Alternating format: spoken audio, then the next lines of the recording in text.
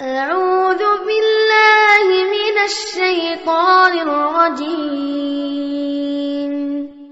சபிக்கப்பட்ட ஷைத்தானை விட்டு அல்லாஹ்விடம் நான் பாதுகாப்பு தேடுகின்றேன்.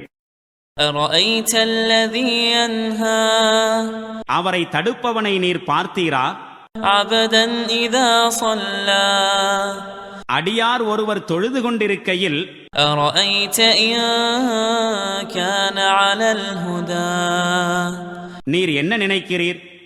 அவர் நேர்வழியில் நடந்தாலுமா أو أمر بالتقوى அல்லது தூய்மையை மேற்கொள்ளும்படி ஏவினாலுமா?